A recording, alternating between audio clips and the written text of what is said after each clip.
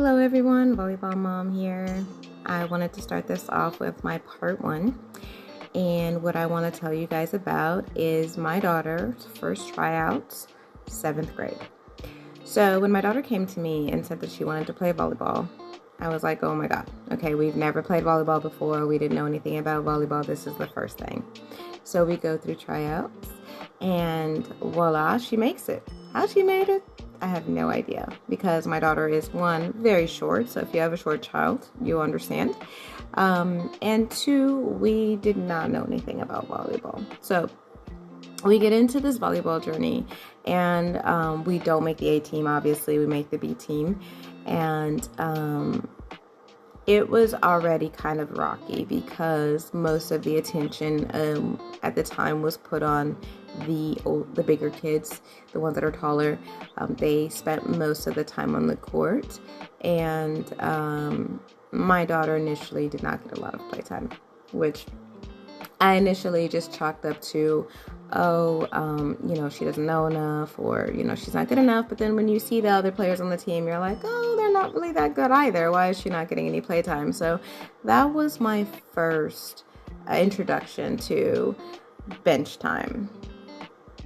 So we are on the 7th grade volleyball B team, and one of the biggest challenges we had is my daughter couldn't really serve. Her serve was really inconsistent. So one thing you have to remember is that your coach is going to put the servers on the court every time.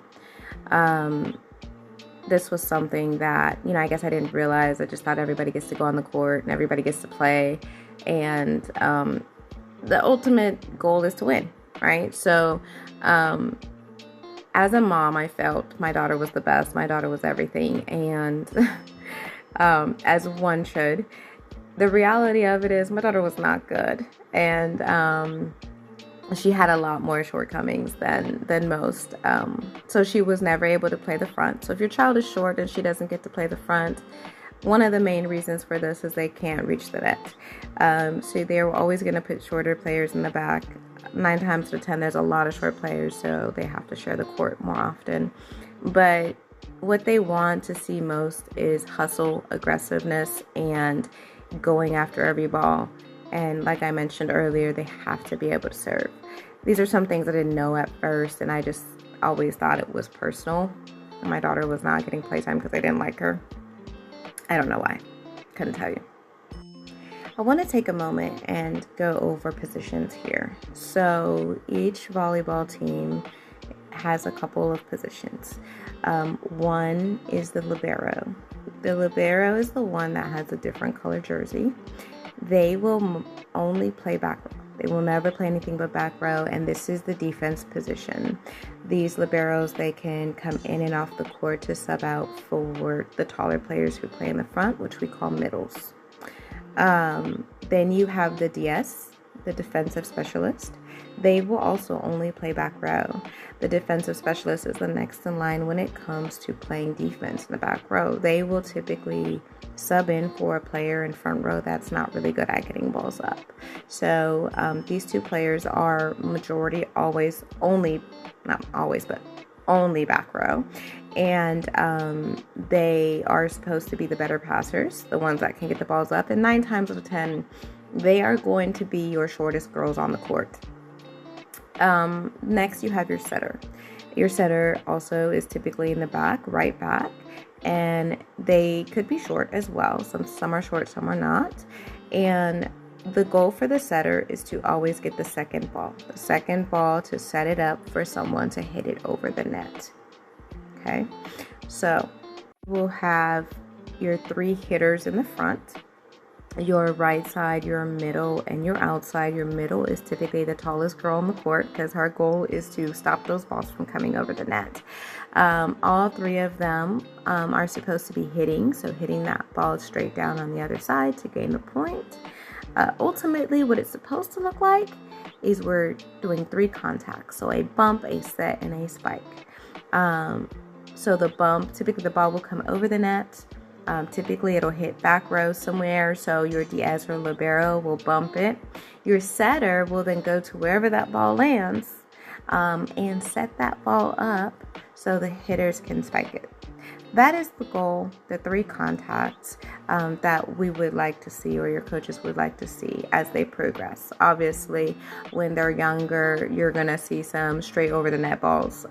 There's not going to be no 3 contacts. It's just going to be get the ball over. But one thing that I found is that they're already putting them in these positions. They're already kind of getting them familiar with the positions and what it looks like. So if you're ever wondering why your child gets subbed out and they have to get off the court and they're usually back row or they're usually front row, most likely it's because that's not a position that they're able to play, either based on their height or their skill level. So, something I didn't know. Now, here's something I wish I would have known.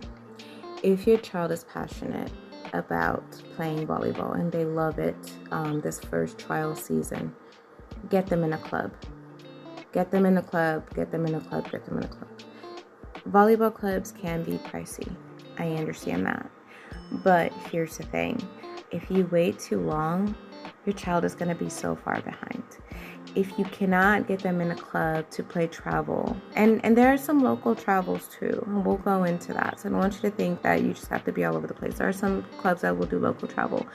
It's the experience and the level of training that they're going to get that's going to help take them to that next level. This is something I wish I would have known. We waited way too late and we were very much behind. If they start early, that will give them that edge that they need. A lot of these girls are getting recruited freshman year. We'll go into that later on down this. But if you can't afford clubs, look at clinics. A lot of the clubs will offer skill clinics. So Google volleyball clubs near you. If you go to their website or their Facebook pages, they will post skill clinics. This is where you can go to help get your child the real training that they need on a specific skill or potentially even all the skills. But definitely seek out a club. In conclusion to all of this, the 7th year was marked with a lot of bench time. We still enjoyed it, though. It was just our first experience, and all in all, she did well with what she knew, but it gave us a good starting point. We're never one just to lay down and be like, oh, I can't do it, we're just gonna quit here. No, we started training. We started training over the summer. We worked on serving in the backyard. Anything that we could do to up her skill and her confidence. Confidence is a big one in volleyball. You got to be confident. One of the best ways that we built confidence was rec teams. Typically your local cities, your governments, anything, your Y, they will have rec leagues. These were the best ways that we were able to build confidence because you get a lot of game time, you get a lot of play time. These are, just an opportunity for them to get out there. 9 times out of 10, everybody on the court with them are beginners and they're playing against beginners, but it gets rid of the game anxiety that we would experience during the time where she was on court. So definitely take your notes, train, come back stronger, and my next part will be 8th grade.